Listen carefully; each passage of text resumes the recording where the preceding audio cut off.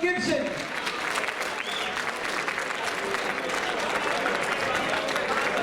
Hello, hello, hello. Thank you very much, ladies and gentlemen. Absolute delight to be with you.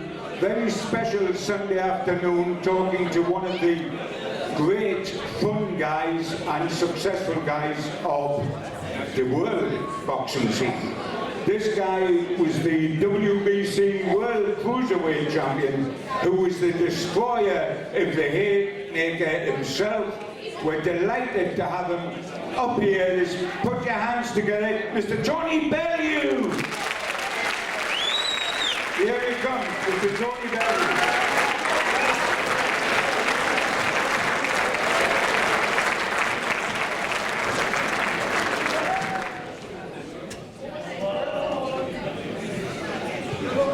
That's a longer walk than when you come out at Goodison, mate. Sit yourself down, welcome.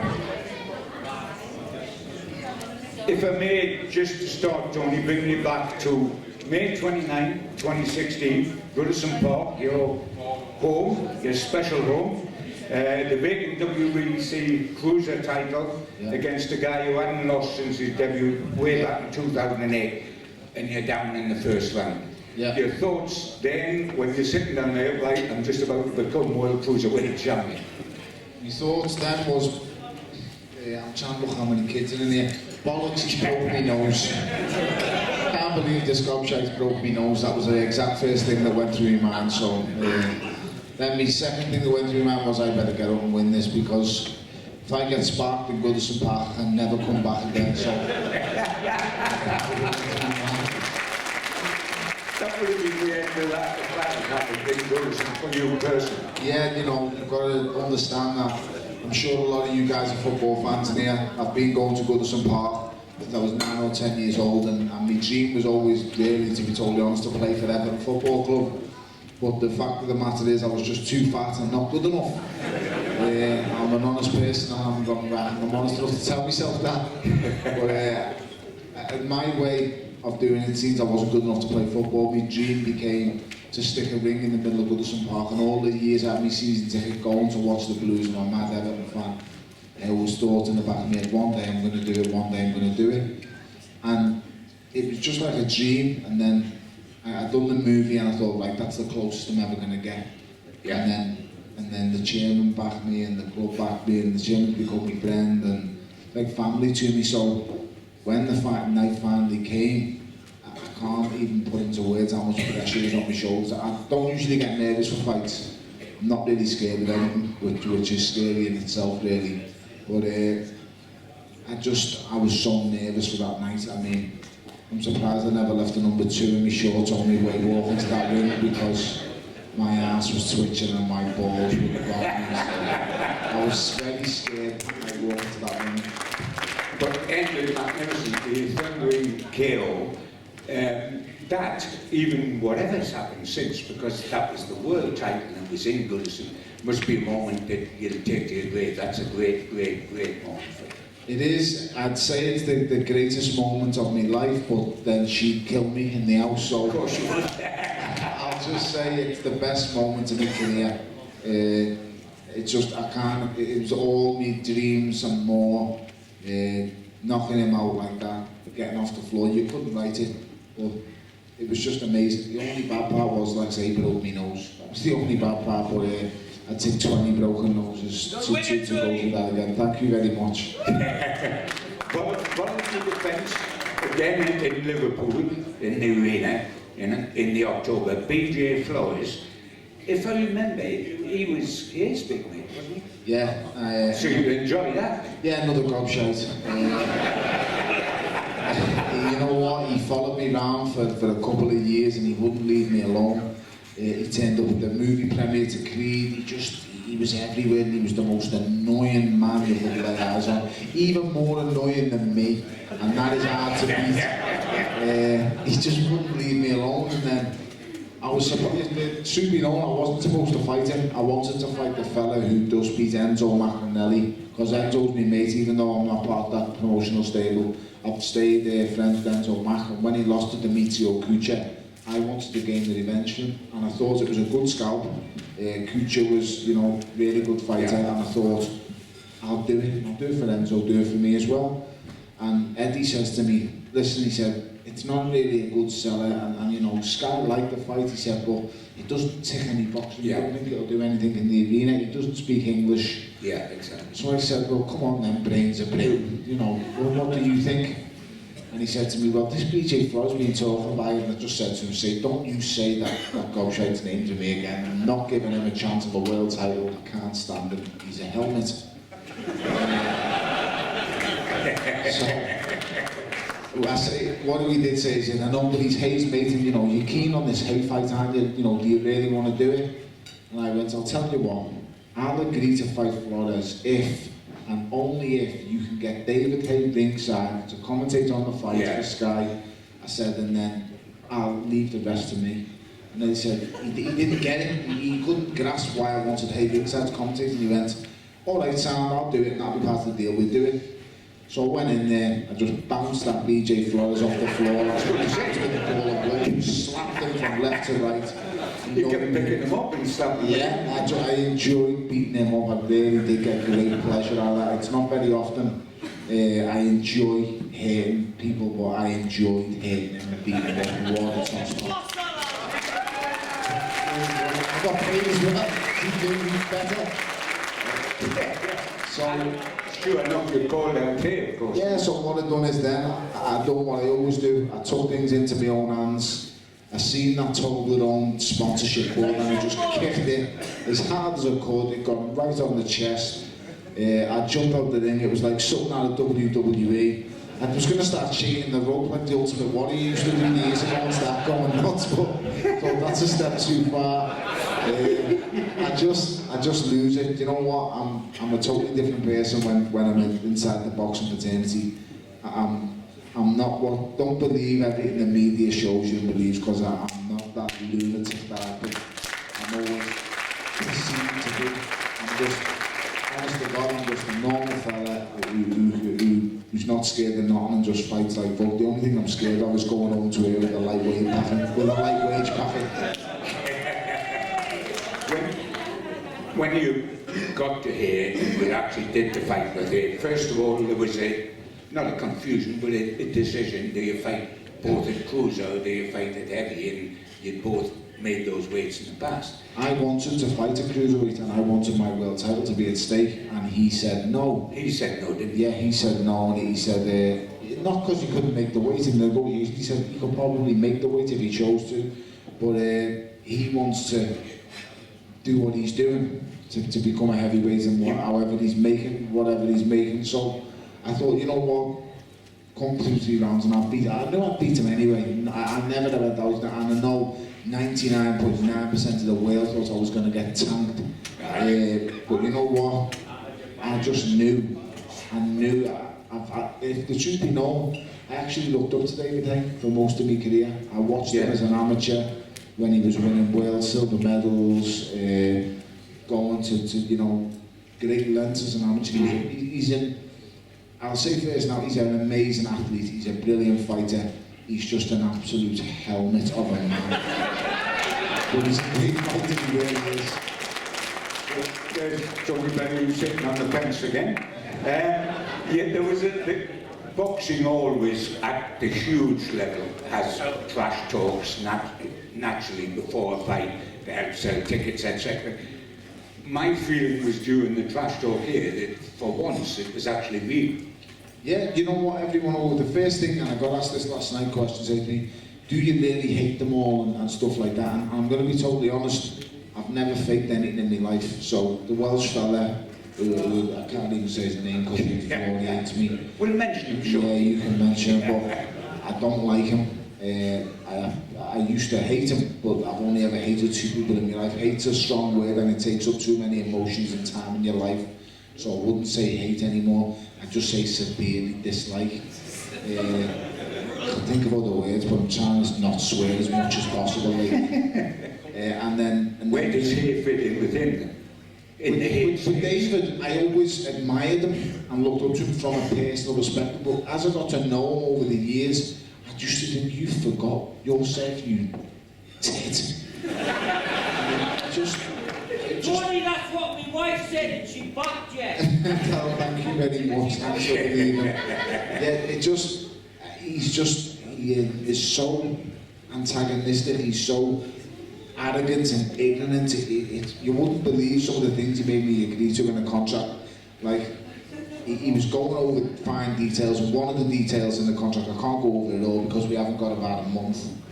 So some of the bits was, Tony Bellew must be seated at a press conference when I enter, and he must acknowledge me as I enter the room. Things like that, and I just thought, what an absolute hell. And you knocked them clean out. So I refused to, when he first walked in the press conference, I just said, I'm not going to sit down, are you going to sit me down? You better do it. And he looked at me as if to say, we're starting already, aren't we?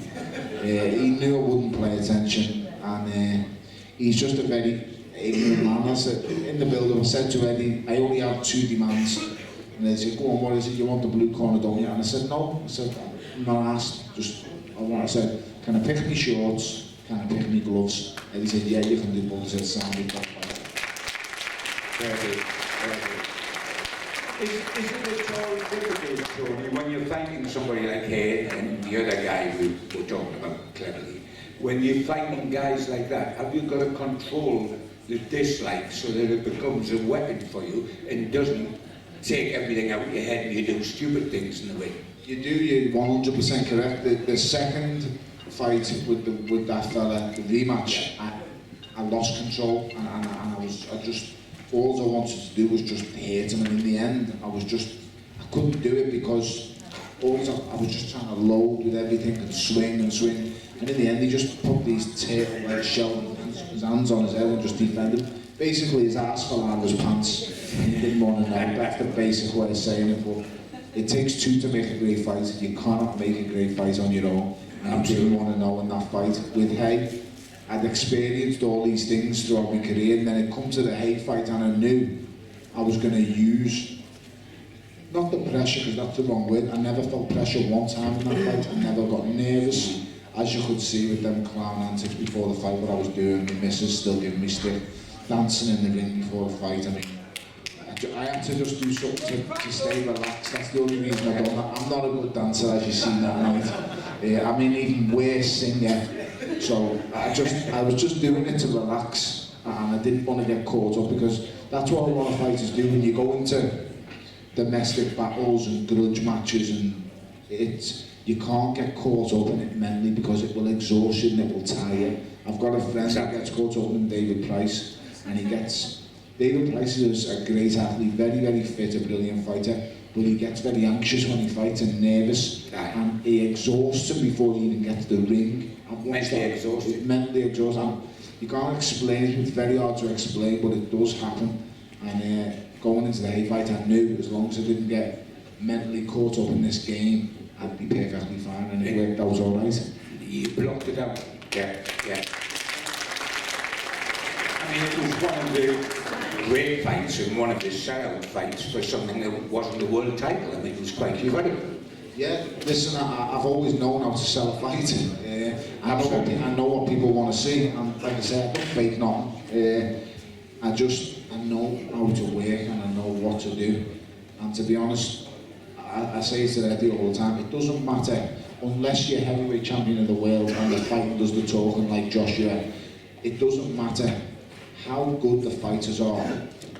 No one wants to see 2 guys come together and shake hands and go, let's have a good fight. I'm sorry to say, it just doesn't flow. No, they don't. They want warriors. They want, so like the likes of Kell Brook and Golovkin, 2 brilliant fighters, but it didn't even do half of the pay-per-view sales that me and Hay done.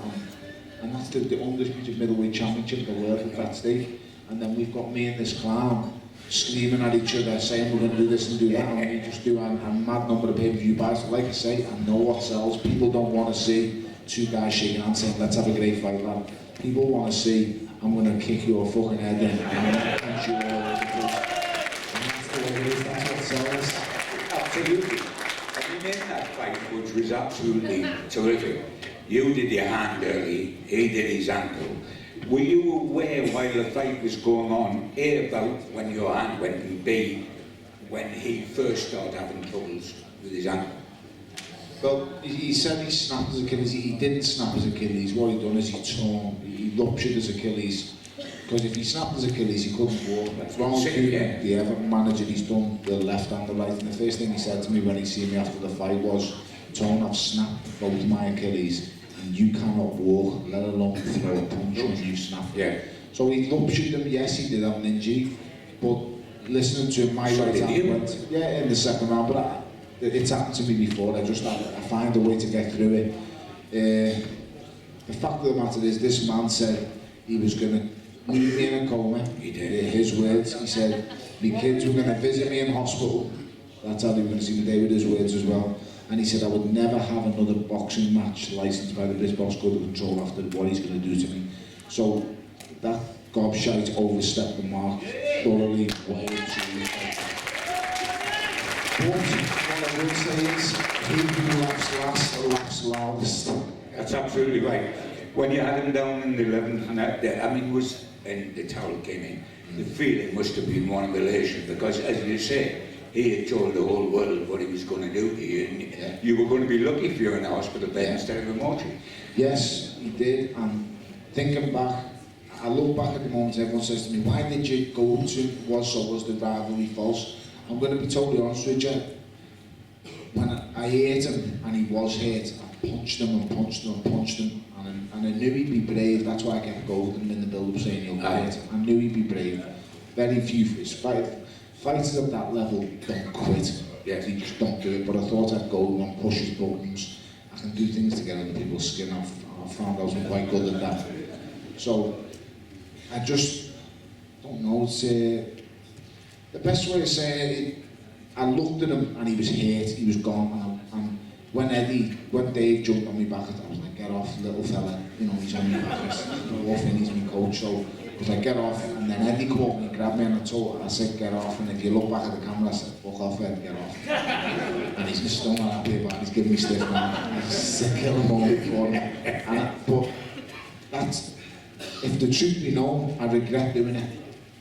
I really do, and I'm sorry I did do it, because do you know, if he would have knocked me clean out 2 rounds, which he was capable of doing, he's a massive puncher, he's dangerous. If he'd have knocked me out in that second round, he would have ridiculed me, he would have laughed at me. Big time. He would have done what he'd done to all the opponents, like Enzo McInerney would have said he's crap, he would have said, he said I was the worst world champion in the world. So, and he would have really, and then people say to me, oh, it shows you're the better man, but it rankles with me and annoys me, that fact that I did. It was just, you know what it is, it's me, it's the soft side of me that comes out, and I just seen a man who's hurt. I went over, I moved Shane McGuigan out the way, that fucking towel carrier and the cheerleader. I moved us with a mate, and I carried him back to his corner. Yeah, and I don't know why I just seen a man who was hurt. And I know they, like I said, I looked up to him as a kid, and I just carried him back to his corner. And when I say carried him, believe you me, the whole body of his 16 stone I carried to that corner, because he was gone, out on his skis, his eyes were looking into orbit. And you know what, the thing he was saying to me, my first words to him was, thank you, thanks for securing my kid's future. That's the way to set me up. Bring it back to that, Tony, the feeling, the way does the loser go? Whoever the loser is, it is going to be difficult for the loser in his career. What I'll just get to, do you want to know what his response was when I said thank you? His response was, we've smashed it, it's done record pay-per-view numbers. That's what he said, I just punched him everywhere, bounced him out of the ring. And then he's thinking, I'm thinking I'm happy. I said, thank you for securing its future. We're both going to get home safe. And this tit is thinking about numbers, pay-per-view numbers. I couldn't care less what it done. But I just couldn't. I only look back now and think about it. He's thinking about pay-per-view numbers. I've just punched you all over the place. It's absolutely nuts, but you know, that's what floats his boat, that's what goes his mind. All I was bothered about was getting home safe. That's all I was about. And I've done that, and in the process, done what I set out to do, and I took up this crazy business, and that was to secure the kid's future. That's all I wanted to do.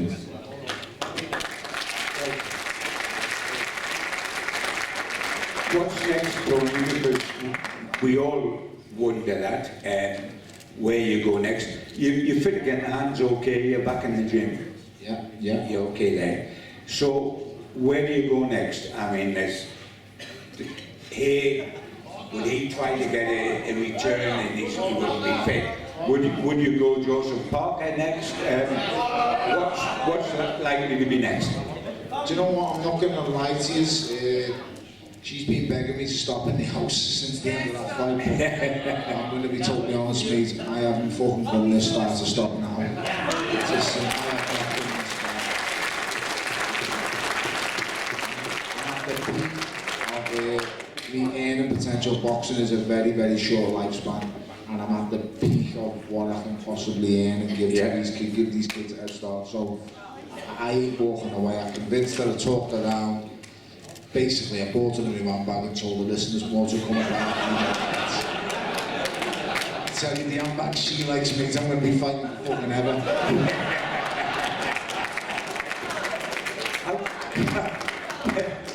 How much does the Parker fight appeal to you, bearing in mind that he's a big heavyweight and you're not a big heavyweight? He's young. He's young and he's unbeaten. Listen, I'm not even a heavyweight. No, you're not really. No, I've got no shame in saying I'm just a fat kid who wants to have a go and fight one of the heavyweight champs. Do you know what? I love the thought of being heavyweight champion of the world. Now, I'm going to be totally honest with you. Sounds good, doesn't it? It does sound great, and I'll be totally honest, I don't know if I'm good enough to be it. But what I do know is I'm willing to give it a go. And let's just see where it leads, because I never even thought I'd be world champion. If the truth be known, when I turned professional, I thought I'd just give it a go and see where it leads me. But the fact is, I've just kept progressing and progressing, and it's because I've believed in myself from the start all the way through, and it's got me now. So can it get me to the heavyweight championship of the world? I don't know, but you know what? I'm willing to give it a go without a shadow of a doubt. I presume, Tony, from what you said there, that you see your immediate future in the heavyweight division, not in the cruiser division. No, which is very sad to say, because I wanted to unify the cruiserweight division. I definitely know I'm good enough to do that. But the truth be known, what I earned fighting in Goodison Park didn't even, 25 times more for the hay fight. Really? 25 times more. So put that into perspective, I'd have to fight 25 more London Macabroos, and I'll be totally honest, lad, I don't fight fancy those 25 more of them. But the truth be known, I'd rather face one David 25 Macabroos. So it's just that's the big money. That's the difference. That's I'm trying to just give you a barometer of that's the difference between a world title cruiserweight fight and a massive media juggernaut of a heavyweight fight. Just what that fight done, it touched man places. Like, listen, when grandmas know you're walking down the street like there's something wrong, it's not right, you know what I mean? So I turn up at the old people's home to see me now, and they're like, they're letting on. And they're not letting on because there's something wrong, they're letting on because they watch the fight, they know I am. It's mad, I can't put it into words. So that fight, the last one, although I don't think it was anywhere near as good as Goodison Park, it's the places it touched, it went to a lot of people, it captured the general public's imagination, and like I said, because I was mouthy and doing whatever I was doing, that's what worked the numbers. So to answer the question, because I know I'm harping on, I'm good at talking shite, my immediate future is a heavyweight, yeah. And I'm going to be very careful with it.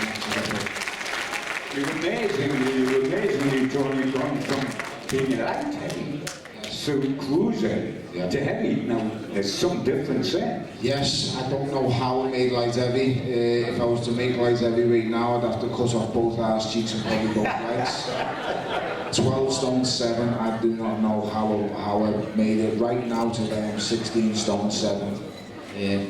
4 stone I'd have to lose to get back down to that. I don't know how I've done it. But you're still a light heavyweight, aren't you? Yeah, well, according to the hay faker, I'm a blown up light heavyweight. So that gobshite's just been knocked out by a blown up light heavyweight.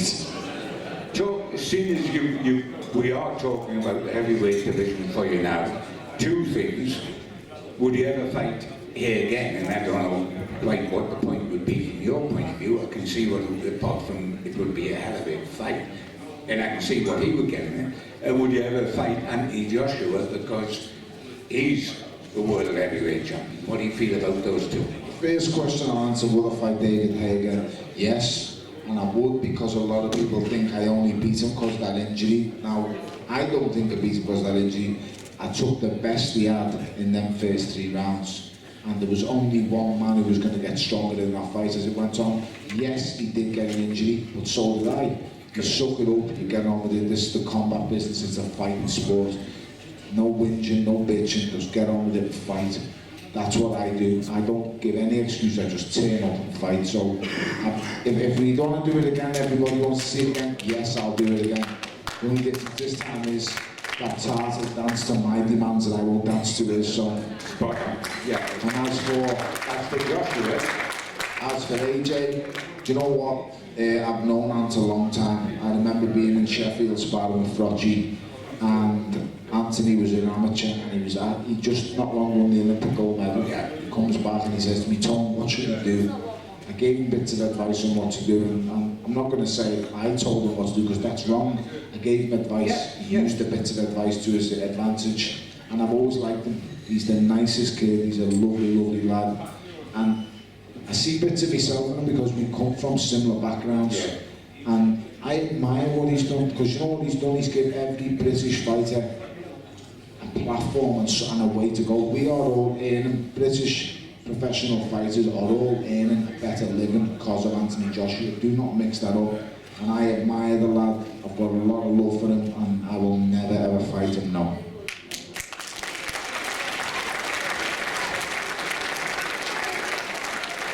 I also just add to the fact I don't fancy him as an hospital either, so he's just too big and strong. he's too big, isn't he? He's a monster. I got out the ring after being high, and he gave me a hug. He backed me, and we speak on the phone and stuff, FaceTime and stuff. And when I got out the ring and he hugged me, it felt like my dad hugging me when I was 5. His arms around me. Someone, the devil in my brain just said to me, lad, just don't ever even think about it. So Don't be that stupid. yeah, just sack that one, just forget about it. You built up, Tony, to becoming a world champion. Commonwealth light heavy title, 2010 to 2011. British, 2011 to 2014. European cruiser, 2015 to 2016. Lots of great memories in there. Before I start asking you about your best ones, we've got to talk about what you didn't want to talk about, which is that clever little twat down the road that you fought twice. You fought twice. Your first defeat was against him on a split, and then you beat him on a split. So tell us about those 2 fights. I battered him in the rematch, it wasn't even close, so, but like I say, I'm always perceived as boxing's bad guy. It's only since that last fight that I'm looked at as the normal person that I am. But I was always perceived as the horrible scouse mouth and a bit of a nasty person, so that plays a part when you come to decisions in all British grudge fights. Like I say, that only changed in the last fight. The first fight with me and him was a good fight, and to be honest, it was really close. Okay, I thought he got it. Yeah, I thought he got it. It was just a close fight. You had a chat in the second. Yeah, I had him 8 in the second, but it's, I don't know, it's one of them, if I'm being totally honest, could have went either way, but I thought I was the better boxer in the fight. It's just the way it goes. The rematch, I just bullied him and spanked him, and I'll tell You've gone up a division, Tony. Yeah, we went up. Light heavy to cruiser. yeah, and everything I said, the reason why I died in fights at light heavy came true when I went to Bellew. I don't tire in fights no more. I did not last one at heavyweight, but I had too much fat on my ass, that's why I tired. I had too many dinners before that one. So yeah, it's, when it comes to him, I'm going to tell you is the reason why the real dislike and hate is for him. After we had our first fight, we kind of buried the bad blood in a hatchet, and I embraced him in the ring and I said, well done. I said, you know, you got the decision tonight, we'll do it again. And he says to me in the ring, that was the hardest fight I've ever had in my life. I was pissing blood for 3 days, I believe he was. My nose broke, my hands were broke, his body was a mess, and making that weight just made it even worse. So it goes into the post-fight press conference, and I wasn't there for the start of it. And I came in halfway through it to give my opinions on what I had to do. And it was only when I looked back a couple of days later after the fight, my mate said to me, "Have you heard what he said at the start of that post-fight press conference?" He said, "It was an easy win." He said, "He beat me with one hand." He said, and he didn't have to get out of second gear, that's what his father said. Now, for him to say in the ring to me, he was Hardest fight. It was the hardest fight around his life, and it was to snap. I thought, what an absolute lying prick. And I'll never forgive him for doing what he done that day. So, as we went forward, he always painted me as, like I say, the hooligan, the thieving scout scumbag or whatever. Well, and he always looked down on me because he had this match to do. He thought he was better than me. Yeah. And I believe we're all the same. I've always believed that. No, your job doesn't define who you are. Just because I get punched in the head for living on punch, it doesn't define I'm better than you or you're better than me. You could clean bins, you could be a chef, you could be a teacher. Everyone else is saying your job does not define who you are. And this tit, though, because he had a degree, a maths degree, he was better than the average person. Well, I showed that he wasn't, and that's the reason why I said so many horrible things to him. I'll never ever get on with him. Okay, there's a mutual respect there because we've had fights, but he's an ignorant, arrogant tosspot, and I'll never let it go now. So another person I love him. Could you control, Tony, in the second fight, could you control your own anger, if you like? Everywhere, even when I look at him, I can't control my anger. No, I only have to set eyes on him. The hay one is I can laugh at him and I can... It's different. Yeah, it's different. There's no history. It might be different now because we've got history in the last fight, but with him, it was a deep history, and I went back and I went over the first fight. Because the first fight was so hard, it was, I don't know, it was just the history was proper there. With hay, I actually enjoy getting under the skin, and it makes me laugh, the fact that I can just open my mouth and speak, and he thinks he's so good that I'm inferior to him. So it's like David looks at me and thinks, you shouldn't even speak when I speak, and I purposefully speak over him. So I wait for him to speak at press conference and I just go, shh boy, shh. No, it annoys him beyond belief. I mean, I do it to my missus in the house all the time, it works. Shh, look, shh, watching the telly, she goes nuts. So I practice these things in the house. That's about the only things I ever practice. It works on the 11-year-old as well, believe it or not. But yeah, it's different. That one with the Taffa, I'll never, don't know me, we're never going to get on. Like I say, there is a mutual respect from a boxing perspective, but from a people person, he isn't a people person, and he's not what he paints himself to be, this great maths degree boy and all that. Mate, he's not going to say, he just is what he is. Did he, out of interest, considering at the end, the first fight he admitted to you, took his fight and then blew it all the press conference, when you beat him, did he say anything to you in the ring? No, do you know what he done? And no one knows this. I'm going to enjoy telling you. So he gets out the ring, he goes back to changing rooms. Now Eddie Hearn has got this thing, he gives me terrible stick for that fight, and I say, did it do good numbers? It done great numbers on pay-per-view. So Eddie enjoyed me for that, and he said, while his phone, he said he was doing the after-fight interview, and he said the phone was bleeping in his pocket from all the Twitter things and the Instagram.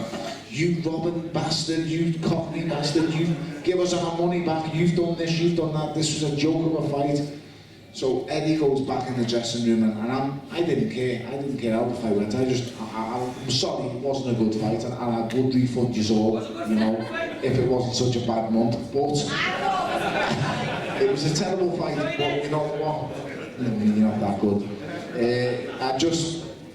He didn't want to know, and when I went backstage with Eddie walked in the dressing room and said to him, Nathan, did you break your right hand or something in the second round? And the tap went, no. And Eddie goes to him, well, you're going to go in there now and tell me that broke your right hand, you tit. Eddie told him to walk in straight, because all fighting wouldn't throw a right hand, because my plan was the minute he throws the right hand, I was going to sling a left hook with a first-class stamp on to come from the floor. And I just knew when I hit him clean with the left hook, I'd do it. And he would throw the right hand all night. But it does send me mad. Like, he didn't do any damage to himself. He just didn't.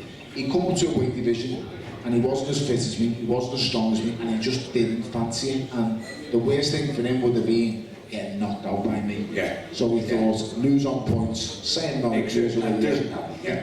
as long as he can get knocked out, he can show face. That judge who scored a draw, I think he scored, was an absolute disgrace. An absolute disgrace. It's judges like that just need striking off the judge, and this make them, they appear everywhere every now and again. They just need banning from boxing. Only 2 defeats in 32 pro fights. One.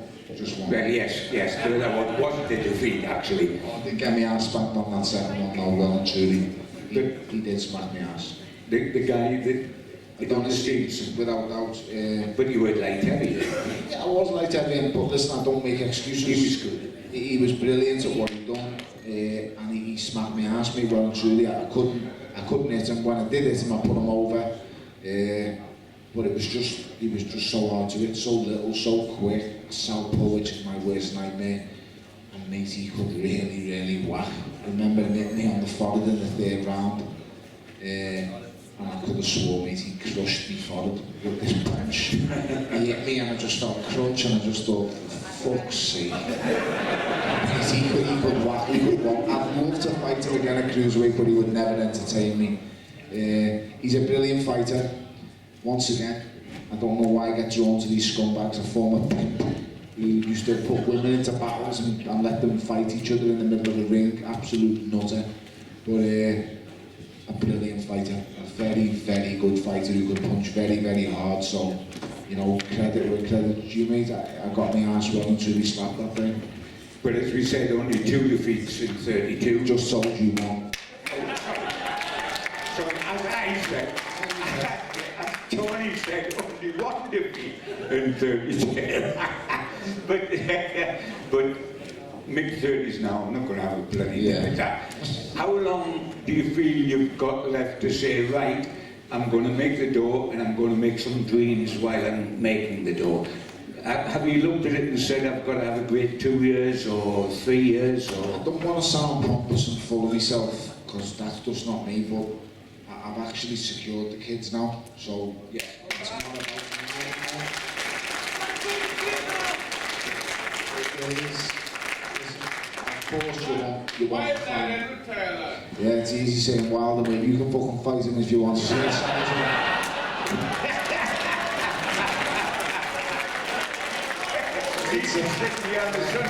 So I'm sitting there and I said, Sunday afternoon, fight Wilder, lad, yeah, you get your head punched in as well, mate. So, yeah, I can win these, mate. I hope I can. be clever when you pick them, Tony. It's not about money anymore. Obviously, you want handsome rewards for massive risks, but the thought of being heavyweight champion is going to leave a legacy, something that no one will ever forget. I've just got to be very careful with the fights that I pick. There isn't long left, I'll be totally honest. You know, I'm agreeing a fight-by-fight deal with me missus. And that's the toughest battle. So I've just got to, I'm going to try and make it work, lad. I go through it every day like that. I can tell by the look on your face, you go through it too. So, listen. Listen, mate. I wear the kecks in our house, I'll be totally honest, but she fucking tells me what colour.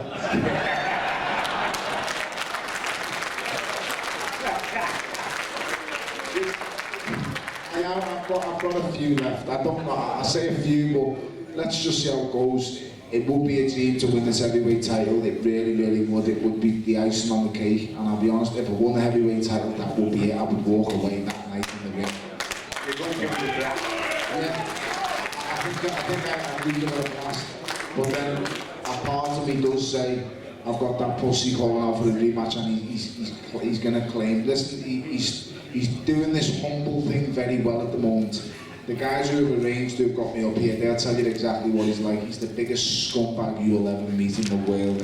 He's putting on a great act at the minute that he's humble and he's nice, he's this and that.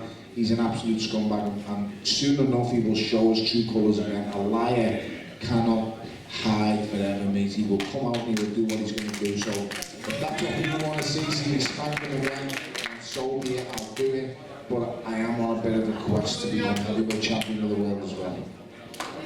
Brilliant. Well done, well done, well done.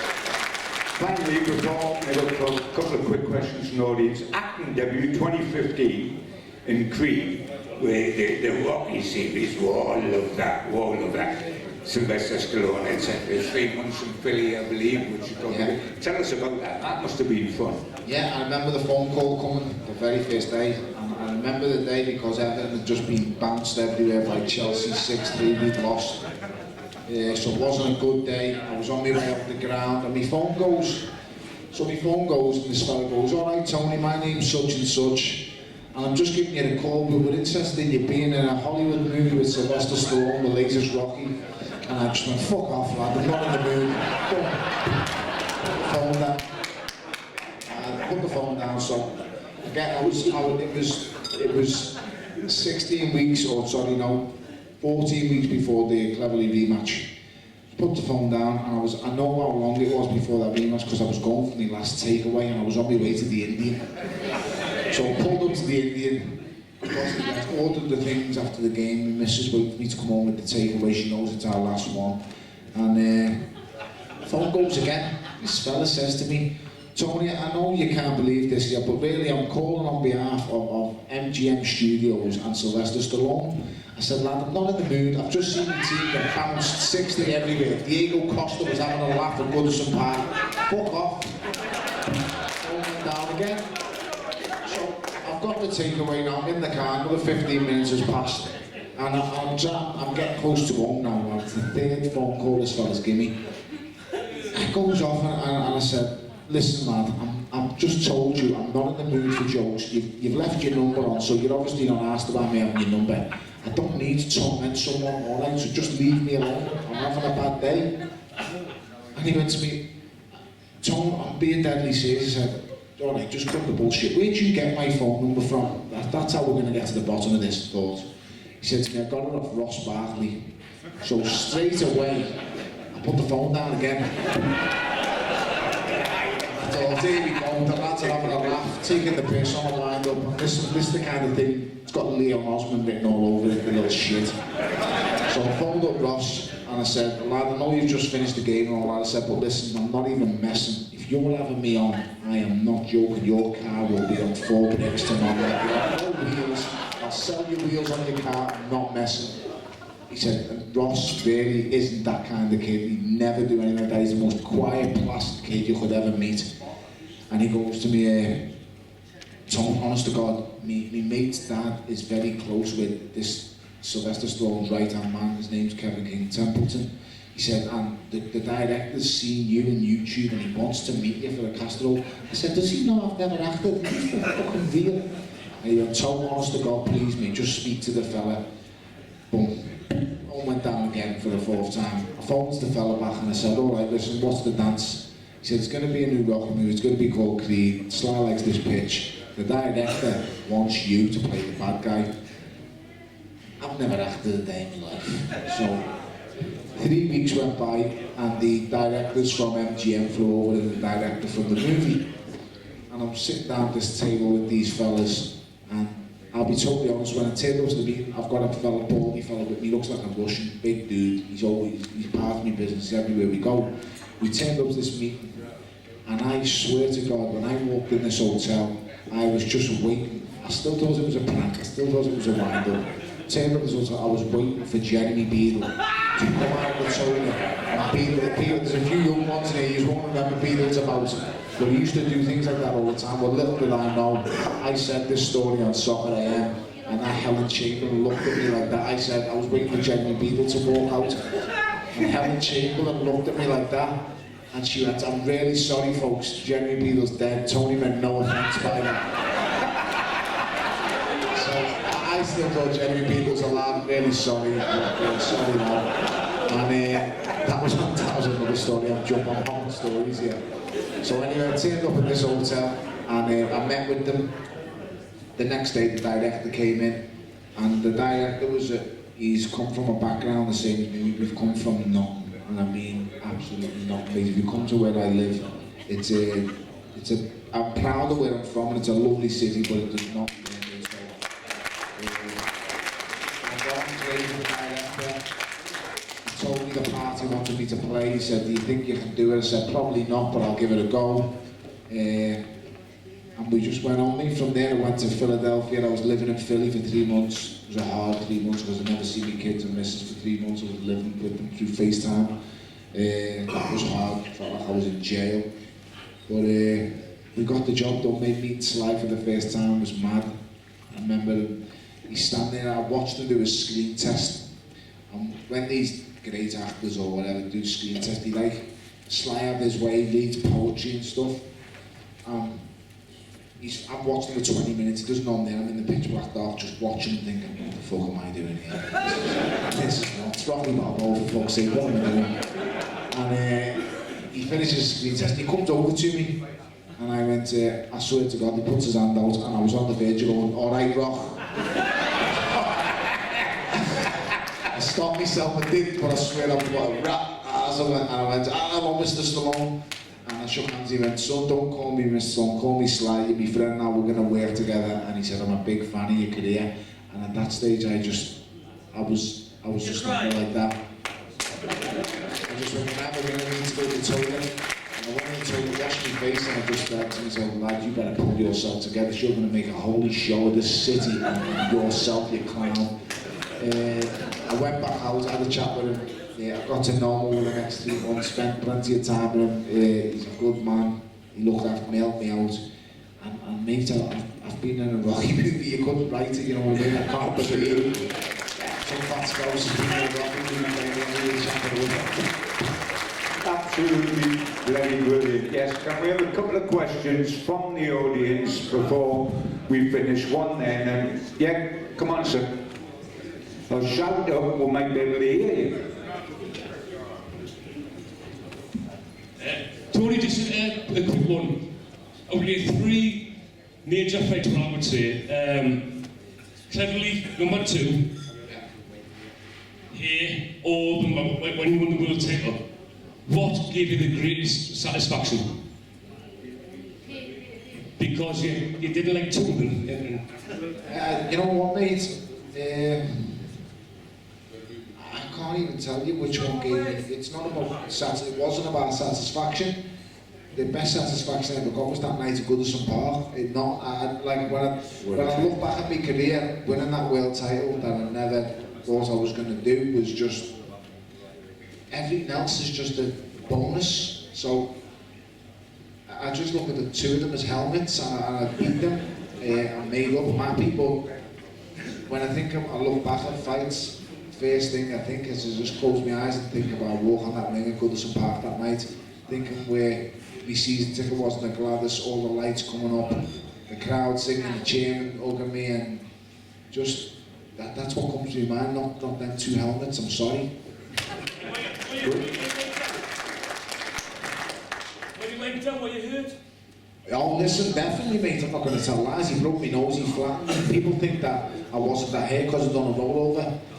Oh, mate, I was well and truly hurt. My legs collapsed underneath me, he broke my nose, and he could punch me. He really could punch. One of the hardest I've been hit. But I've got this stupid mechanism. I've got a screw loose, to be totally honest. I'm not wired right. When I get put down, I go through strange scenarios. So if you've seen me fight, which I'm sure you all have, when Oval Mackenzie dropped me and I was flat down on my face, the referee goes 1, 2, I was up at 3. Don't ask me how because I can't explain it. But as the referee gets to 3, I'm up, and he said, "You're okay?" And I said to him, I was walking around and said, "I'm fucking fine, how's he putting me down?" That was the first thing I said to myself. Second thing I said, "I can't believe I'm on this fucking floor." And the referee says, 5, 6. And I said, "Move out the fucking way, you're not going to do him in." And the referee went, 7, you're around the bend, mate, go on, go box. I swear to you, I talk to myself when I go down. And if you look at the YouTubes of when I go down and get up, I've therefore got a screw loose and I talk to myself, and it's not healthy, it's not good, but it's me. It works. I've done it again. I go to some party, the Kubu dropped me, broke my nose, and I made like a dope. Instead of thinking, right, do this, do that, I got up and I went, good shot that, wasn't it? It was a good shot. I was saying, good shot. I was saying it to myself, walking on this referee's counting. Good shot, it's a good shot. I was working as a pundit or something, you know, it's a bloody joke. But that's me. I say what I see, which I shouldn't do a lot of the times. It gets me in a lot of trouble, believe it or not. That's probably why I'm not the face of absolutely anything, because they don't know what I'm going to say or what I'm going to do, and I scare the shit out of all kinds of things. So there we go. Yes, gentleman down here. that was a long answer, that, but I hope you got what you want to. Go on, man. Good afternoon. Tony. How you, mate? Lovely. What's your career? Full of admiration. Thank you. I'm like I said when you said you wasn't good enough to play football ever. Yeah. So I'm not going to tell lies to you either. I didn't fancy you to be here. Okay, not wrong with that. So So that. I didn't really fancy you because I think it was a little bit bridge too far. Full of admiration, mate. Thank you very much. Take me off to you, mate. I'm full of tennis and meat. I'm like these Liverpool lads. I'm a Geordie. I support Sunderland. I didn't like your football.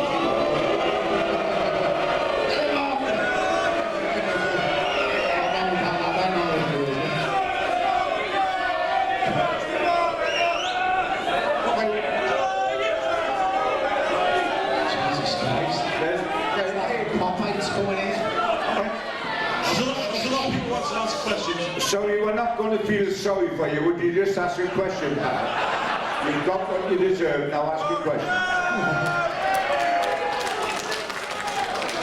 Somebody, the lad over there, was going, he asked my questions. The only way I did not fancy that sort of thing. The answer is Tyson Fury. Do you know what? I fancy Tyson Fury more than I did Deontay Wilder fight.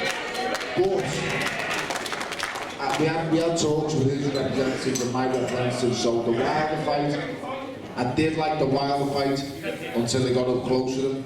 And once again, he hugged me just like Josh did, and I just thought, for fuck's sake. Made his arms wrapped around his whole body. He was like a massive cricket, and he was huge. He was just on me. He was dead heavy. Tony, I watched him currently there at Klitschko and Nigeria. And when he more or less put it, you come on a little like exchange and all that, and you didn't feel too interested in that. No, listen, I mean, if someone puts it on my toes, I don't care how big they are, I'm going to crack you. But I'm not going to touch gloves, and there's not going to be a referee there, because I won't mind happening, to be honest. Right, let's have one more question before we finish. Shout up, stand up and shout up before. Come on, because of the time factor. Give us a question, mate. Two quick fire questions. No, one quick fire question. What a shout, no, he's been made. And he probably battered me. Where were we at? Shout up, pal. Where we went, Stephen Gerrard Sibling's chair. Sitting in the house laughing me tits off.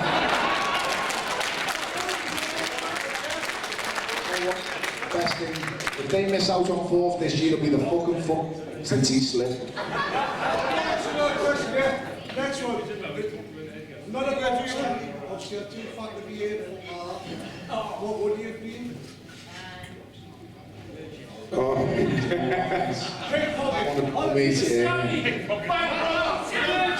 now, listen, hey, you be labelling us scousers, lad, not all of us are bad.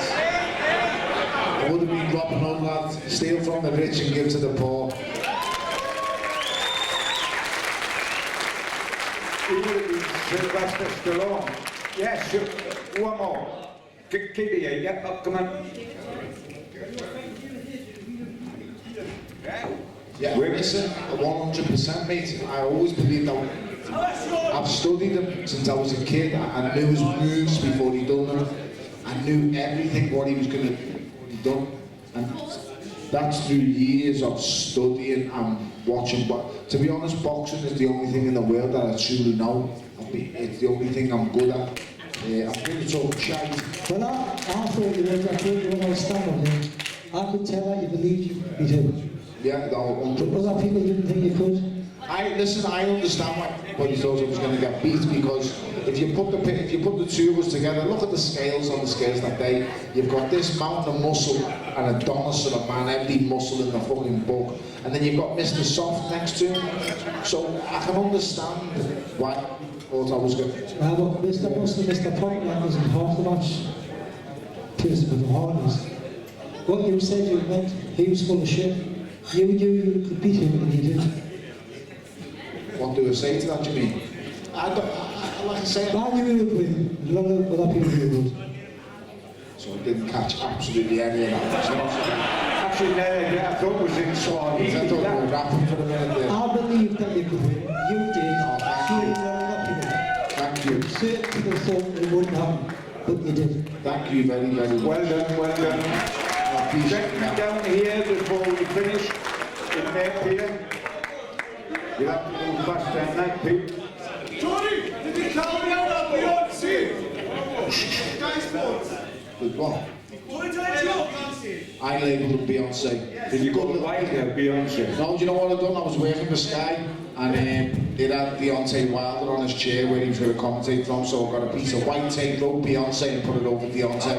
Don't think you can. I still got the picture on my phone. You can't beat a Scouse with mate, I'm telling you. That Cockney clown came up against me in that studio doing the gloves are off. He lost before he even started. Yes. Down here, yes, sir. What was your opinion on his hairband at the press conference? Oh, there we go. Did you watch it? Did you see what I said to him? My words to him was, for fuck's sake, man, you've got an airband on. I know he's always standing up here. What's the world coming to, mate? Men have got airbands on, they're getting their eyebrows done, fingernails done. It's gone mad. I'm very old school, mate. I'm a man. I wouldn't say I'm a man's man, but you know, look at the fellas sitting at the table there, mate. Would you see any of them with airbands on? Now, I know they haven't got much hair between them, but if they had your age, you think they'd have airbands on? Yeah, Just don't do it. Yes, sir. Steve's dedicated going to be, your future's going to be heavyweight. Parker, did you watch it last week or the other week?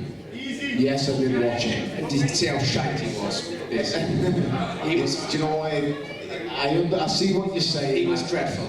Yeah, he wasn't good, but, and there's a big but, mate, he's 17 and a half stone and he's 25 years of age. He's not shite either. Do you not fancy your chances against him? He's not, mate. I fancy the chances. I feel like on my day, I can beat most of them.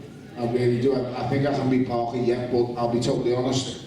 There's going to be times in that fight where I'm going to have to take punishment and take sticks. So I do envision winning, but I also envision going to hospital if I win. So that tweet this morning, the little wink. The little wink when you winked at his tweet this morning. I winked at his tweet, yeah, because Is that your interest for it? we're speaking. So we're speaking, and they've made the first offer's been made. There is talks, and they're quite far advanced. But we'll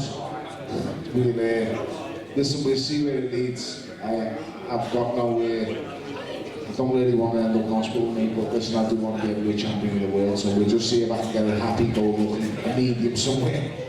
It doesn't involve a hospital. Yeah, gentlemen down here, yes, sir.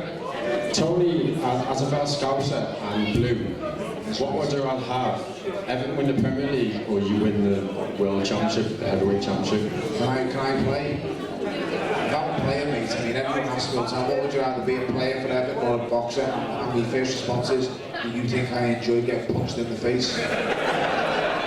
Mate, I think football, I would give every achievement I've ever achieved in the ring away tomorrow. I would set it all on fire just to play a consistent number 9 and score goals for them football club. You can, as long as I'm playing, I've got to play, lad. Jesus Christ. So what am I going to eat? How's my kids going to breathe and eat? You can't eat the Premiership trophy, mate, can they? I've got to feed them somewhere. Let me tell you, lad, they fucking eat. Don't stop. Got 3 boys, they're like 3 lions. Yeah, gentlemen down there, you've had a question already, sir. Gentleman behind you hasn't. Go ahead, Stanton. What do you want to know, lad? Of course I'd have Wazza any day of the week, mate. No, not just going to be made, because he's a good player and he's still got it in him. So might not be good enough for Man United the way they're playing at the moment with young players, but I believe Wazza will do a great job at Everton, and he'd also give the squad very much needed quality to it as well. Good answer. Jesus No, Christ, man, we sit here all day, you're like Michael Parker. gentlemen down there. Shut. Hey, gentlemen at the back. Yes, sir. Tony, like a lot of people in here, come from nothing. Yeah. You've come from nothing. You said you've come from nothing. I have. When you go back to come from nothing, when you see your family, you see your friends, what gives you the most happiness? My mother still lives in the same road I was brought up in, and it's tough where we're from. Listen, there's in the last 6 weeks there's been 2 executions, not shootings, executions, one in the head, one in the chest. There's drugs run right through the area, and I'm not saying it's not just Liverpool, it's every area, and the government needs to do something about giving these kids something to do. It's a disgrace what they do. When I was young, there was youth centres, there was things. I go back as much as I possibly can. I'm not too far away. I'm not too far away from mother. I go back and get my hair cut in the same place I've had my hair cut my whole life. I wish I could do more, and I wish I could help more, but you can't, mate. It's just where I'm from. It's a hard, tough place. The kids, like I say, don't. If this country, mate, the government, because there's no youth centre. I lived in youth centres. If I wasn't in a youth centre, I was in the boxing club, and if I wasn't in the boxing club, I was up to no good. Like, but I was a naughty little kid, but I wasn't doing the things that the kids are doing today. There's kids shoot kids. And they need to dress and quick, mate. It really, really does, because it just frightens me as my kids are growing up. So I do go back into the area, yes. My mother still lives there, and like I say, I've moved my mother out, but she won't move. She's stubborn, and it is what it is. We all come from tough places. I'm pretty sure no one here got a silver spoon factory. So I don't think I'm any different from anyone else. We all have it tough. It's just how much do you want and how hard are you willing to work to get out of it. And can I have a question there? Yeah, mate. What would you say to young up-and-coming fighters? Sorry, mate, say that again, champ. What would you say to young up-and-coming fighters? Because that's what you are, isn't it?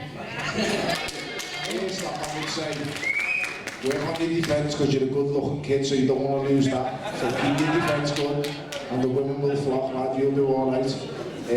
Secondly, the most important thing is living. Because look, when I promise you, mate, I am not very talented. I was never the most talented in the gym. There was far better fighters than me in the gym.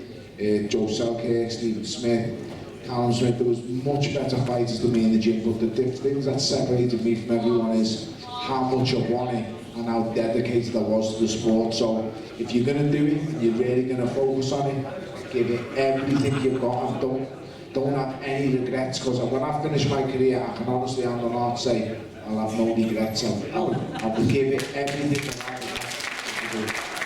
Only wish you luck, champ. Last question coming up from Paul Shaw. Hello. Well, lad. Yeah, Paul. Do you have any kids' books? Absolutely. Get involved? Absolutely not. No. Sorry. I'm not getting me nose broken, my hands broken, my face punched everywhere, so they can do the same, mate. So I want them to be able to defend themselves, yeah, but I'm sorry, mate, I couldn't sit there and watch another kid punch my kid in the face. Ladies and gentlemen, one of the great guys of boxing worldwide, not just in this country, and an outstanding champion. We wish him well as he continues to chase his dream, and I'm certain Geordies have always had an affinity with Scousers. We certainly have with this guy, Mr. Tony Bellew. Tony Bellew, ladies and gentlemen. Just like to say thank you all for coming, honoured, humble, whatever word you want to do, the family you come out and watch and talk nonsense. So thank you very, very much, and the bottom of the afternoon for watching. Thank you.